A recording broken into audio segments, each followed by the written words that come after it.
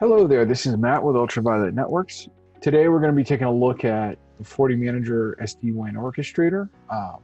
We're going to go ahead and go through the process of uh, adding devices to the SD-WAN Orchestrator.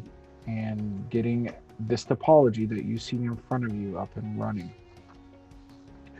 Before we get started on that, I'm going to go ahead and take a look at the way we used to do SD-WAN here at Fortinet previously. So if you'll bear with me here, you really had one of three options when you were doing SD-WAN previously. One was use the SD-WAN manager in FortiManager, and depending on whether or not you enabled it for the entire ADOM, you could get different options, and it was pretty good if you were managing just application-based steering. But as far as the industry goes, and as far as a lot of other vendors have started to define SD-WAN, there's almost a aspect of a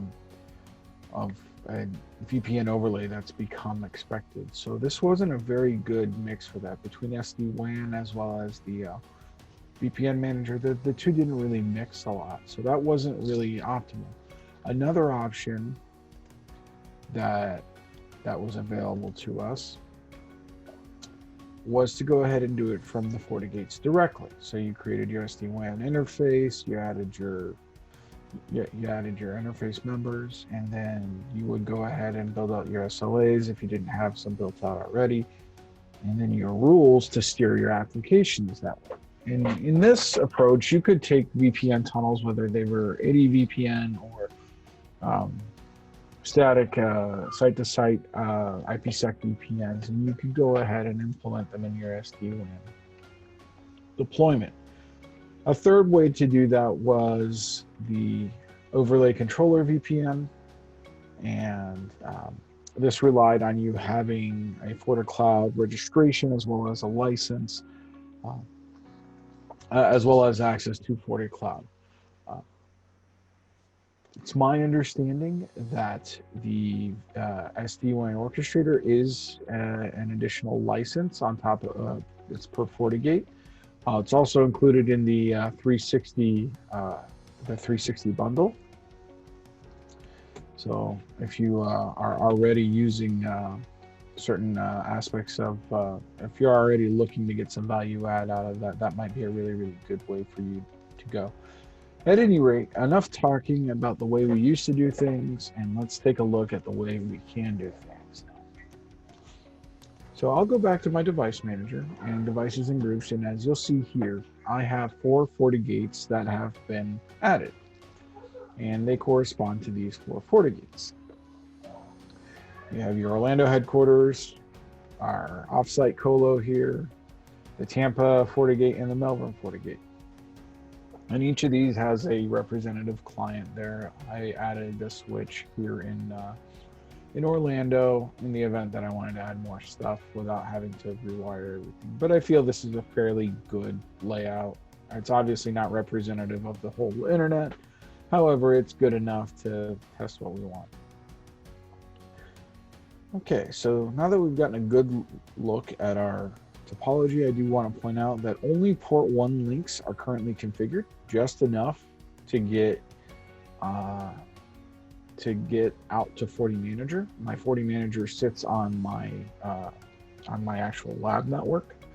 It's a virtual machine that sits out here somewhere with the net. None of these interfaces are configured, and I'll go ahead and show you that.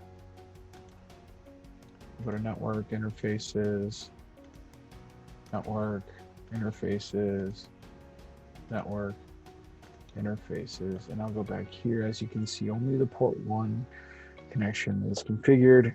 10.20.0.2 for Orlando, 10.30.0.2 for the colo, 10.40.0.2 for Tampa, and 10.50.0.2 for Melbourne.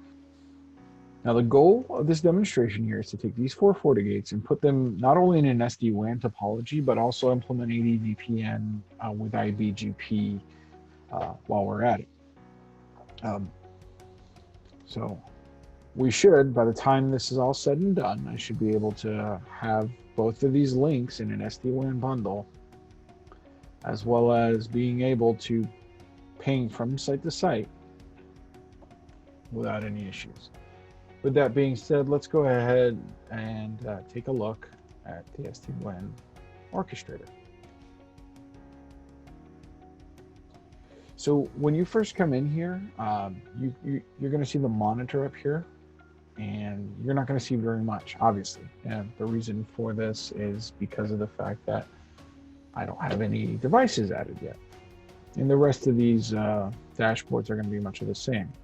So the first things you're going to want to do prior to even adding a device to FortiManager SD-WAN Orchestrator, you're going to want to build out your shared resources. Your shared resources are those items that very likely all your topologies or all your networks will have in common. Or to some degree, these will be shared amongst more than one device. Maybe you want to set some health thresholds. There are some pre-built ones here for you. So for FortiGate VM64, health threshold for CPU usage is 80%. You can go ahead and tweak these. I'm not going to go ahead and tweak them. If you like to run more, if you don't like to run as high as 80%, then you can go ahead and tweak these to be lower. I do not recommend setting these any higher. For the system, you can see you can actually, if you have a FortiManager that's acting as a FortiGuard server, you could override that from there. Same goes as all your other NTP server and email server settings. Cool thing here, your SLAs, is the fact that you can actually dictate your SLA types. So out of the box, you get 3 SLAs with a high, medium, and low. If you want to get more granular than that, feel free to tweak these or create new ones. If you just click create new, there's not really a lot of meat to these. It's, you go ahead and tweak the SLA values to where you want. SLA servers, these are servers that you would by default have created now. As you can see out of the box, we're getting used to seeing these particular SLA servers. As of 6.2, these started shipping by default. Network, these are all network resources that are going to be common. So if you had common DHCP servers or DHCP relays that you wanted to add in here, certain DHCP configuration types, you could definitely go ahead and do those.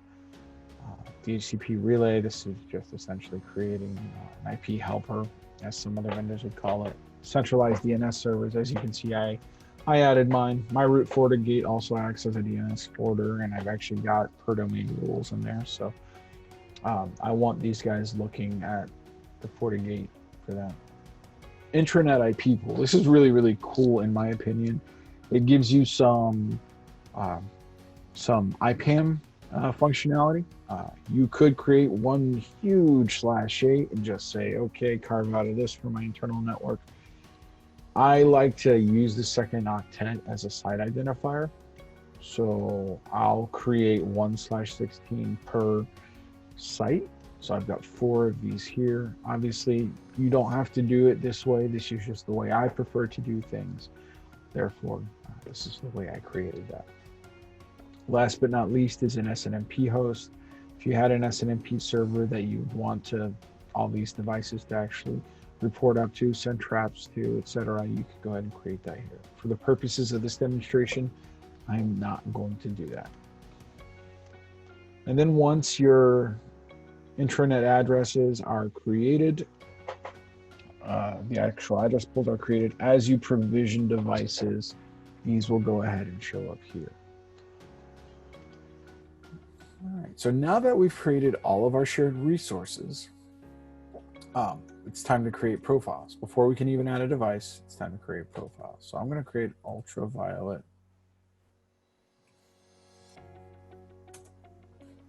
hub.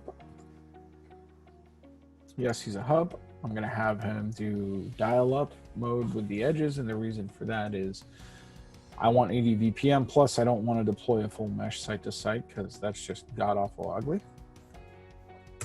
I'm gonna set I only have my devices set to 4 ports, so that's what we got. Maximum edge count, I'm gonna top off at 10, although as you can see, there's 500 there by default.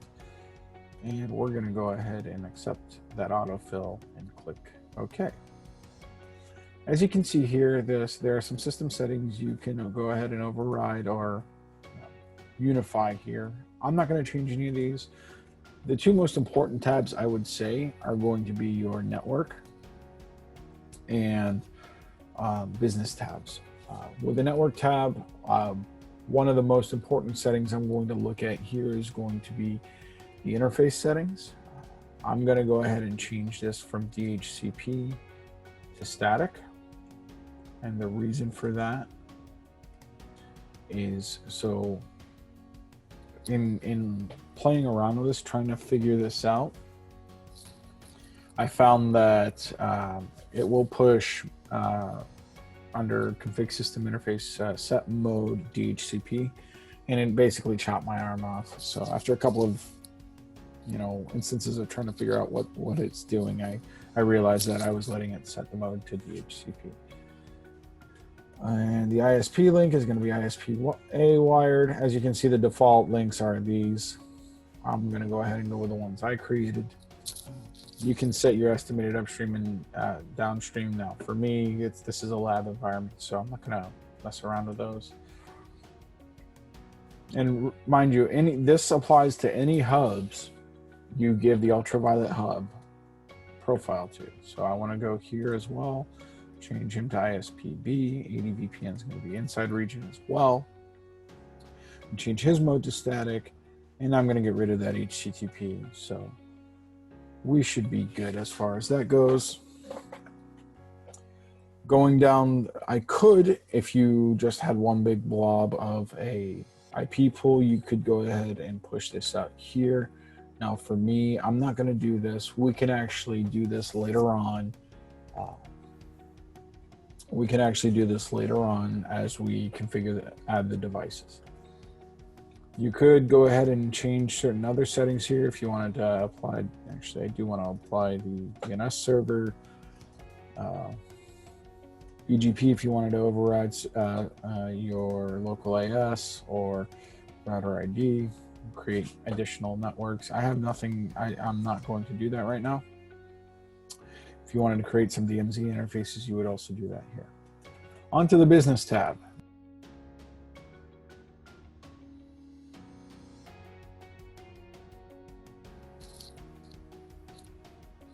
So the business tab ends up looking like essentially what we used to have to do to implement SD-WAN rules the older ways. As you can see, the source address, users, user groups, destination, any of the services, and then the group type is going to be whether it's your underlay or overlay. So this is how you're going to specify whether it goes out the physical interfaces or the VPN interfaces. The load policy. This is your algorithm. So similar to how you would do the lowest cost, highest quality per SLA, or the highest throughput. This is your maximized bandwidth. You could base it off of your SLAs, whatever SLAs you wanted. Multiple paths. You could do this. This really gives you a lot of additional flexibility. The SLA server type could be custom, in which case you would specify the SLA server, or you could say automatic and just take the system's word for it. So I'm going to go ahead. I'm not going to create. Actually, what I am going to do, I'm going to leave this alone for now, but we will come back to this because we can create some built-in rules, like anything going from site to site. We're going to go ahead. Oh, that's already built in for us. So if we go ahead and take a look at this, group all. So this is going to take into account any of our LAN IP pools, and it's going to forward it over the overlay. Anything else, it's going to go ahead and forward over the underlay. All right, wonderful. All right, I have created my hub profile, and now we're going to go ahead and create a ultraviolet edge. Also going to be on the FortiGate VM64 platform. It will be a dial-up VPN. You could do site-to-site either way. It doesn't matter. In this case, I'm just going to go ahead and do a dial-up. Leave it alone there. I'm going to set the port number to four ports, since that's all I have on each of those VMs. And this is going to pop back up again. And as you can see, I'm not going to tweak any of this. I will go here and tell it to use ISP-A wired, ISP-B wired. Mode is going to be static, if you recall. And I will tell it to turn on AD-VPN, turn off HTTP. And the reason this FGFM is enabled on the WAN interface is due to the fact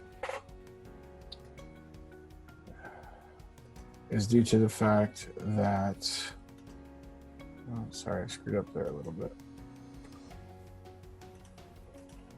There we go. Ooh, I might need to go back and revise the other interface as well. Turn on AD-VPN for this link. And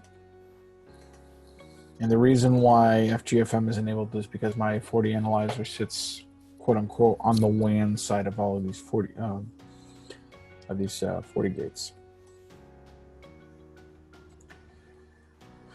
All right, so I'm going to go back here, and I'm going to tell him. So this is telling him who the associated VPN interface is. We're going to turn on AD-VPN here, set static, turn off HTTP.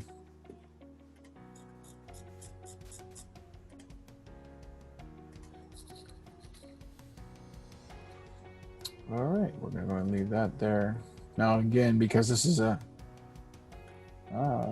caught me on my BS. Cool. All right, because this is going to apply to all my edges, I'm also not going to tweak the LAN as much. We'll go ahead and override that when we go in and check our devices. All right, I'm gonna just check the hub real quick because I have a feeling that I screwed something up here.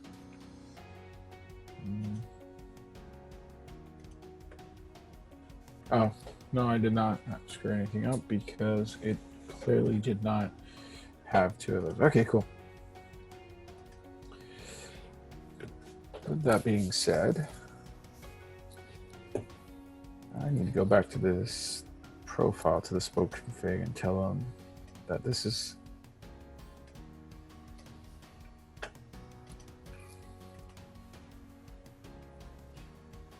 going to recreate this spoke profile, and what I'm going to do is ultraviolet edge. Nope, you're going to do this. We're going to do site to site, so we're going to point these at the hub. And the reason we do that, somebody's got to initiate the connectivity. I kind of glossed over that the first time, but I want to make sure that this can be done.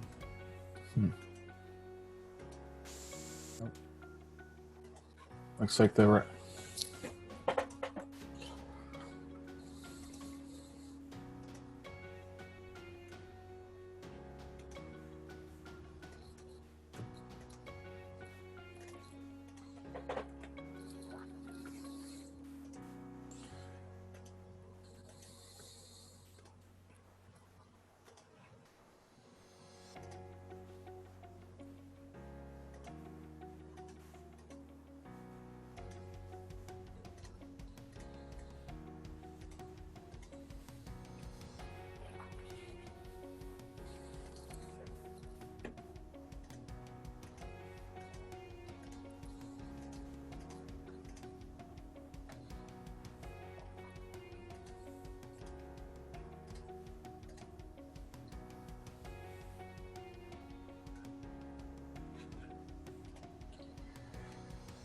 All right, now that we have profiles configured for both device types in my network topology, we're going to go ahead and start adding devices.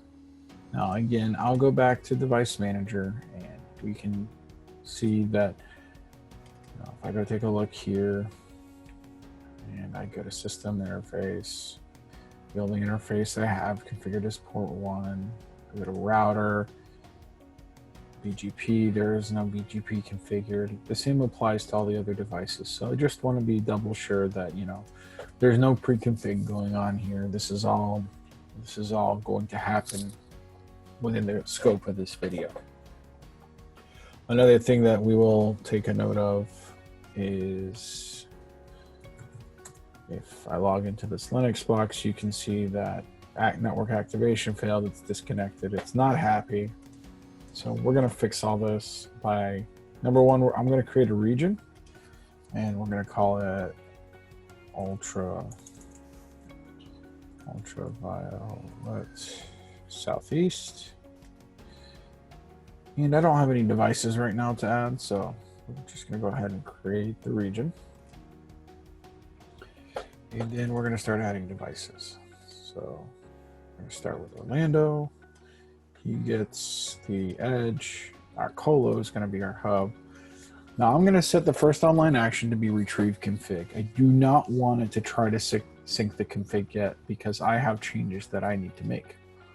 If you set it to sync the config, it's going to try to push it down right away. So we definitely don't want to do that. I'm going to assign the region of ultraviolet southeast. If I didn't have any regions here, you could actually just create a region if you forgot to do that. One thing I did forget to point out, and I'll do it, and I'll show you as I'm creating the next device, the Colo FortiGate, that these tabs look very similar to the ones in the profiles. That's because there are certain overrides you can do on those tabs. And one of them is if you have a device that's statically IP'd, like we have in our topology, we're going to go, you can go ahead and make sure that that config persists and tweak that config using FortiManager SD-WAN Orchestrator.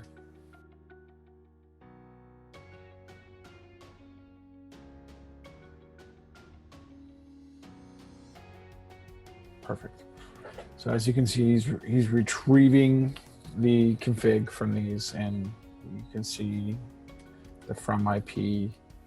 So it's pulling all this stuff. Now, one of the things I do want to show you prior to us, if I were to try to push this down now, I'd probably be in for a very bad day. And one of the reasons why for that is due to this right here, config system interface port 1 set IP quad 0. That'll instantly chop your arm off if you have a real device out there. So what we want to do is we want the SD-WAN orchestrator to actually take into account, okay, this is my Colo FortiGate. I'm going to go to our network tab, and I'm going to make sure that I have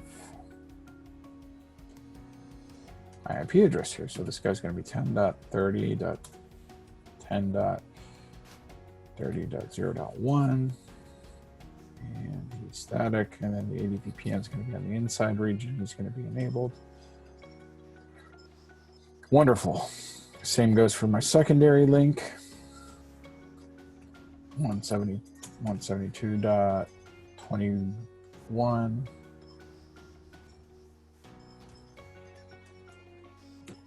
One, and we're happy with this. Okay. And port 3, since I did not IP auto assign in the profile, I'm going to go ahead and do that here. I will give it the subnet mask length of 24. I'm also going to tell it that that LAN port is going to act as a DHCP server.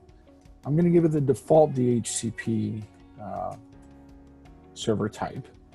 I'm also going to give it a pool size of 50. And the access types I'm going to allow are HTTPS, and maybe SSH, maybe an admin's on site or whatever, and he needs to access those. So, all right, so that looks good for me. That's for port 3.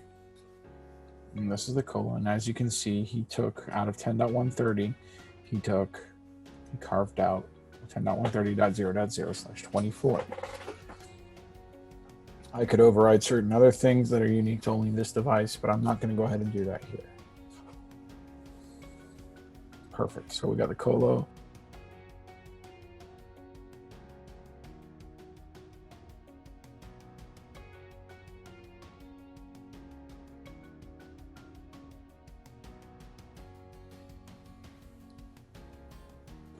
I'm going to pause this video right here real quick and make a change and explain why I'm making this change. So on the edge, I didn't by default tell the LAN port to do this, and rather than having to do this on every single device, I'm going to go ahead and include that. And we're going to do this. Okay, cool. So now I can go back to this, and I'll go back to my video editing magic, and we can do this.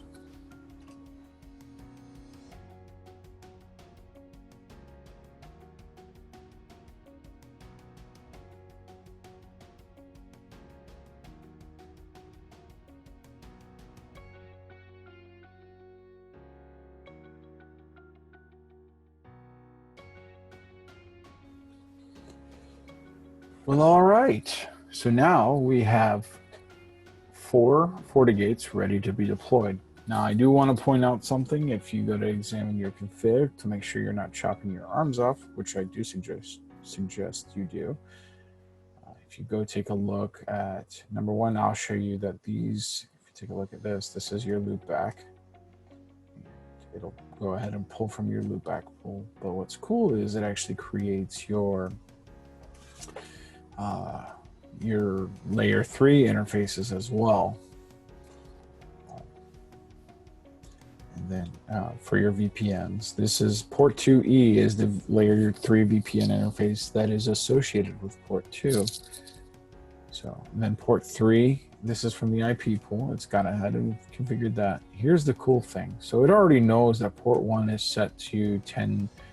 What device this is the code? 10.30.0.2. So he's not going to change anything there. He's just going to make sure that these particular options are set. And since port 2 is not set, he's going to go ahead and apply that there. We're going to go ahead and configure BGP. And we're also going to go ahead and enable SD-WAN. Now there's much more to this. Feel free to pick through this. And this will go back and forth between certain command contexts depending on what it's changing. It's doing it in the order it needs to ensure success. So once you've gone ahead and made your changes, you can do this per device, which I'm going to go ahead and do for my hub.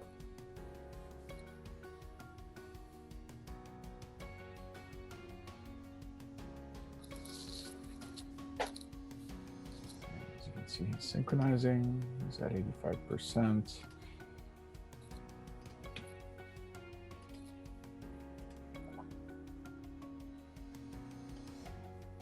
Okay, so that's there. That's always a promising thing that comes back up. He's synchronized perfect. Now, let's just say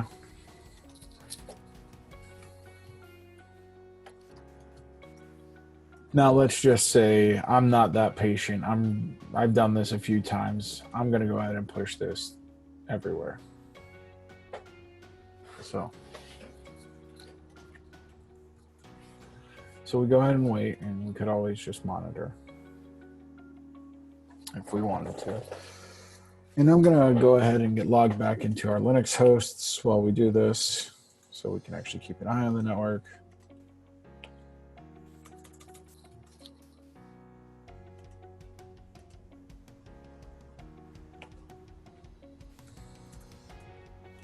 Start configuring things, excuse me.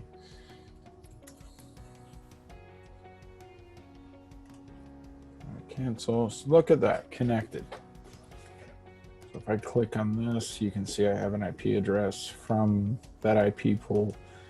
And if I cancel here, on connected, same goes here, so on and so forth. So we're going to turn him on.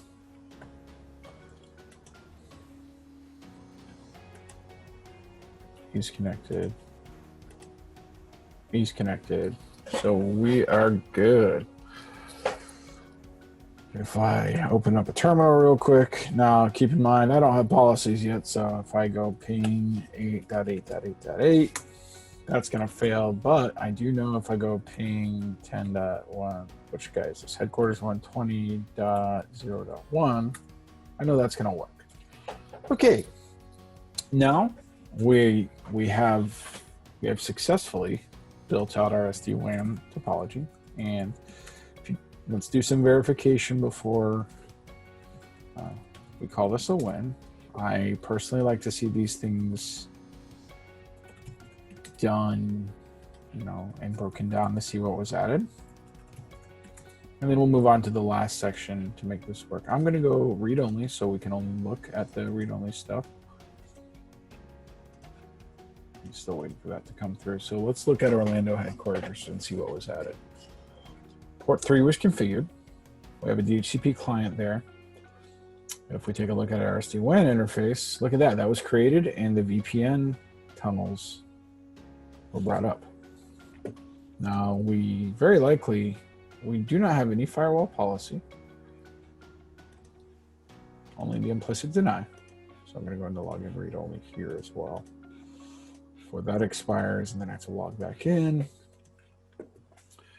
So there's still no traffic going site to site per se, or that's allowed to go site to site per se. But if we bring up the interfaces here and we take a look at the SD-WAN interfaces, and I take a look, you can definitely see that these are all online. Another thing we'll see is, like I said, our SD-WAN interface was created and our devices were associated with them. Our default SD-WAN rules are there, so the group all is going to be the group of ultraviolet southeast. If I really wanted to look at that really hard, we could go here, take a look at that, and as you can see, so we can always go to policy and objects, addresses, address groups, group all. Now this was created for us, and these are all device 3. As you can see, these are the actual LAN networks for each of the sites. And this is why I like to identify my sites with the second octet, is I can, even though it says device 7, and I do not know the answer as far as whether or not this name can be changed, but I can look at this and know off the top of my head what this belongs to. So group all is essentially all of my LAN addresses. And if we go back to our SD-WAN rules, it says, hey, from source all to group all, and that's our ultraviolet southeast, go over the overlay. Everything else, go over the underlay with a preferred port 1. Now, if I go into this rule, take a little bit, it's going to go with the lowest cost. I could say maximize bandwidth, but I'm okay with this for now. Another thing that I do want to verify real quick is if we go to network. Now remember, I had no dynamic networking previously, but now look at that. I have BGP. BGP is configured on every single one of these.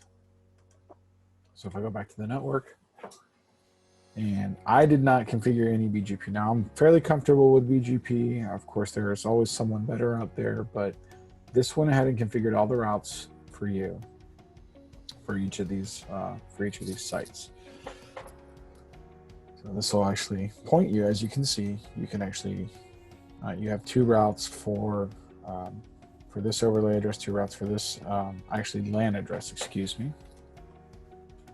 So that's pretty darn cool. Now, like I said, we still don't have the ability to ping from Melbourne Client 1 to headquarters server. As a matter of fact, let's go ahead and get that started. I'm actually going to do something additional, so I can't just yet. However, if I can go to Melbourne Client 1, I'm going to get logged in here, and then I'm going to do IP add. And he is 10.120.0.2. Cancel. Close this out. We're going to open up a terminal. Ping 10.120.0.2. Is it really 0.2? Yes. Okay, so I'm not losing my mind. All right, that's going to go down. And we still really don't have policies, so that's not going to be allowed through anyway. And as you can see, there's a policy package status that's never been installed. So let's go ahead and go here, Device Manager. Sorry, Policy and Objects. And now let's take a look at, first, we just had a policy overlay created for us. And as you can see, this is just allowing the VPN remote SLA. So from SD-WAN to SD-WAN source, intra VPN 10.248/16 to 10.248/16 intra VPN. So this is just a basic. This is just a basic. This is just a basic set of policies. Now I could create some additional objects here because I'm a fan of dynamic objects. The one I'm going to the firewall objects I'm going to create is I'm going to create a new. Actually, these are already created here for us. And look at that, it comments this out for you. So what I could do is just leverage the stuff that's been created for me. And we're going to go back here, create a device manager. Policy manager, go back to policy packages, and you know what? I'm going to try to maintain as much consistency as I can here. So from site to site, incoming interface is going to be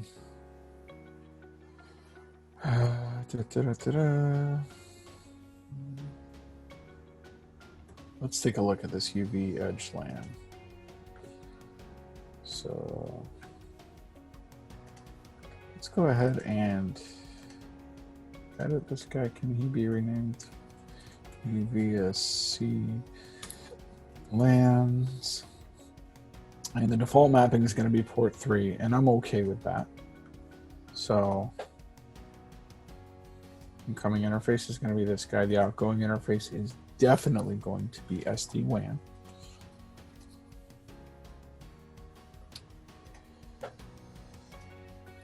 Wonderful. So now that the outbound interface is SD-WAN, we know what's coming from the LAN going to SD-WAN. The source address, let's see. Source address will, I'm going to create a dynamic address object, firewall address, and we're going to call it site uv_sassy site.lan. It's going to be a subnet, and by default I don't want it to have any value, so I need to force a per device mapping. And I'm going to go colo FortiGate. It's going to be 10.130.0.0/24,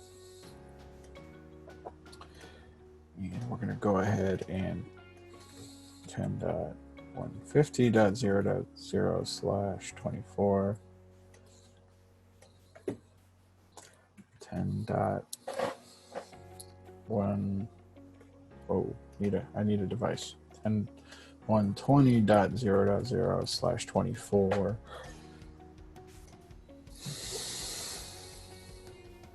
10.140.0.0/24. And the reason I'm doing the /24 is because that's all we have. Now I could make this broad and make it a /16. But maybe there are certain things I don't want to communicate this way, so I'm being a little mindful of this. So we could even associate it to this ultraviolet southeast LANs to make sure that it doesn't get used elsewhere. All right, I'm good with that. And this is going to be our source address. Now the destination address is going to be, I'm going to change that to ultraviolet southeast. Where is that? So it's going to be device, or you could say group all, and that would group all your regions in there. but we're going to go ahead and use this one. We're going to accept that traffic. I am not going to NAT, but I will add the default and the default IPS profile. I just do these as a preference. I'm doing them in flow-based inspection mode, which I'm totally fine with for the purposes of this lab. Okay, now this is site to site. Now let's just make sure we have this all good. Intra-VPN. So this is all concerning the loopback communication to BGP and all that stuff. Cool. All right, and now one last policy I'm going to create here, and that is out to the internet. So LAN to internet. Incoming interface is going to be our ultraviolet southeast LANs. Outgoing interface is going to be the SD-WAN interface. Source address is once again going to be our dynamic address object, if I can find it again. UVSE site LAN. You know what? I'm going to edit that and make it pop a little bit more. Give them some color. Yeah, since we're ultraviolet, let's make it violet. So do that. Destination address is IPv4. It's going to be all, since I don't know where they're going. The service is going to be all. The schedule is going to be always. I'm going to NAT with the outbound destination, with the destination interface. And I'm going to add my typical security profiles. So, of course, you would have tweaked these for whatever means, for whatever you needed for your organization. Apply shapers if you'd like. I'm going to log all sessions out to the internet. Okay, so now that we have these here, and the reason I put these in this order is so that this rule gets processed first and it doesn't get natted. Otherwise, it'll get natted, and I don't want it to get natted in this case. Okay. For VPN to all. Okay. So now that we have this here, I've built out 2 policy packages per device type. Now, in theory, you could use this policy block on all 4 of these, and you'd only need 1 firewall package. However, if I decide to do something different on my hubs, then I will on my spokes or on my edges. That's going to change things. Now, as you can see, this is grayed out. I can't make any edits really here. I'm going to have to go back here to make these edits, and these edits will apply across all of these. Now, for my installation targets, I've already pre-populated my 3 edges. I put my colo there. So really, if I go back here, Eve, I want to show you this before we go to push this. Eve, he's still not able to ping. Firefox come up.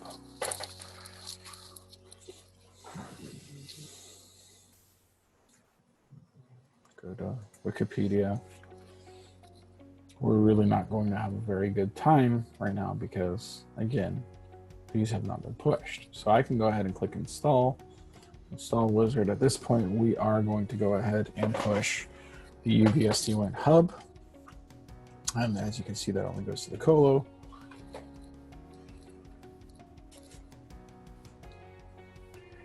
The validation seems to think it's going to be cool, so we're going to go ahead and push.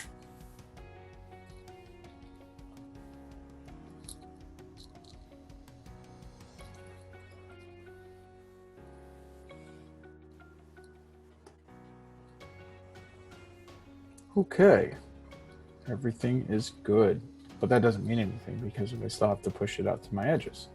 So we're going to go ahead and run the install wizard again, and this time I'm going to tell it to go ahead and push the edge. I could, in theory, schedule the install or create an ADOM revision, which is basically a snapshot I can roll back to. I'm not going to in this case.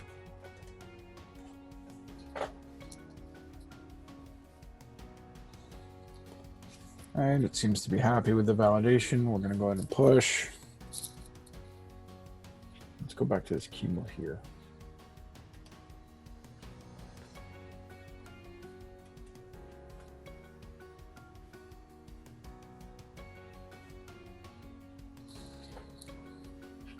Okay, so what do we have?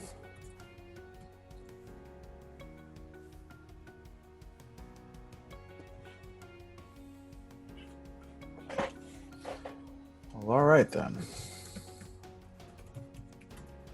Let's take a look and see what we need to do differently.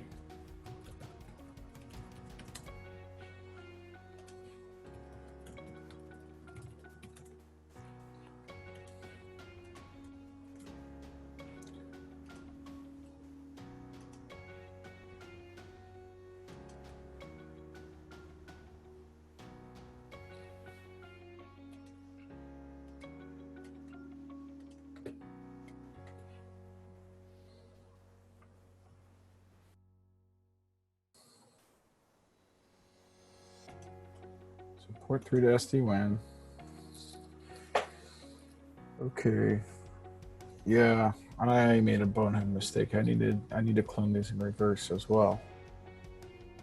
So even though this guy, yeah, Wikipedia comes up now. As you can see, I pushed the policy, but I forgot to clone reverse for this policy. So if I go back to the site to site, I need to make sure that not only it can go from site to site, but also that the inbound connection is accepted. So I can go here, I'll clone reverse, he gets pasted underneath him. This is, so I'll edit this, site to site, outbound, and then edit site to site, inbound, and as you can see, okay, so we're happy there. Destination address. All right, gonna be happy, install. Okay, so now we're gonna go back here. Back to the edge, install policy. I'm going to tell her to push edge first so that we can get those pings across. As you can see, all right, he's up. Let's go ahead and get those.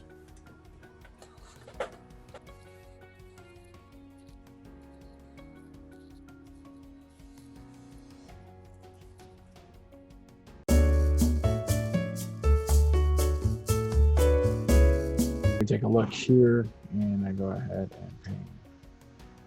So we just verify IP address. You can see I'm 10.150, so 10.150, he lives right here. HQ server is over here. So what I could do is I could do apt install sudo apt install httpd. Pretend that this is going to be our okay, that's fine. Let's see. Oh, I actually have to call it Apache 2. Okay, Apache 2.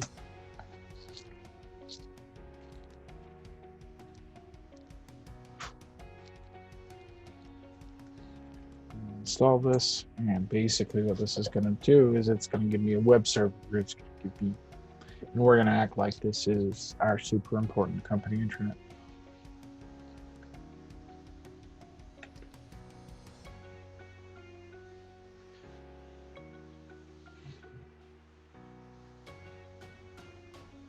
Shouldn't really be in the FortiGates unless you're investigating an issue. Now, almost everything is done from, everything should be done from FortiManager. You should never have to do any of this work from the FortiGates directly unless something's completely blown up. And even then, be mindful of what you change, because that can really, really impact what you end up what your settings are. So if I go to 10.120.0.2, super important company intranet, here we are. Okay, got it. So now I'm accessing my company server.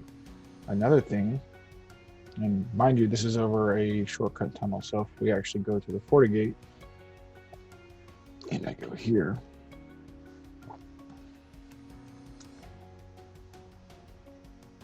and I'm going to go and read only. So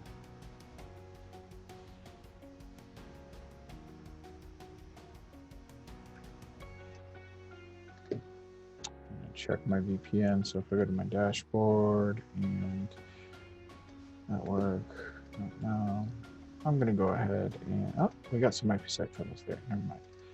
So I go here. Here's my primary, but as you can see, this is that dynamic tunnel going over to 172.20.2. So this is to my hub, but this is to one of the other sites, to the other spokes. We went ahead and started off with 4 FortiGates that only had a WAN config, and now we have 4 FortiGates that are able to talk to each other. And now on your dashboard, you can go ahead and now they're all showing up as here. I can go ahead and based on, so I'm going to go here, edit, tier points, data center. Yeah, I like that. Put him there. Put Melbourne in Melbourne.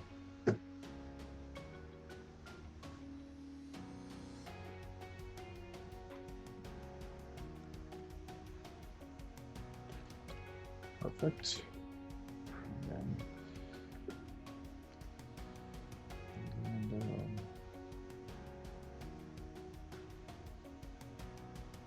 Let's just do 300 South Orange Avenue, Orlando. Yeah, that works. Last but not least, we're going to go ahead and add the Tampa FortiGate.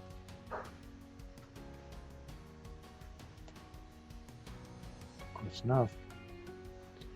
Good deal. Now there, if we go back to management extensions, we should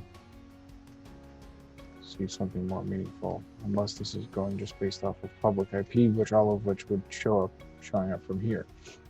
I could go to a topology view, and as you can see, this is our topology view. We can go to a map view. If I had other regions, we could just view our hubs and maybe just locate the hub device. I'll exit the hub view. If you wanted to drill down to a particular device, you could definitely do that. Take a look at the traffic going across. Source destination. There's not a lot of logging going on here, so I wouldn't expect to see very much. Plus, it just came up. These are your SLAs. Devices in there. If you're taking a look at your memory utilization, gives you a good idea as to the health of the infrastructure and any important logs that you may need in trying to figure out what's going on here.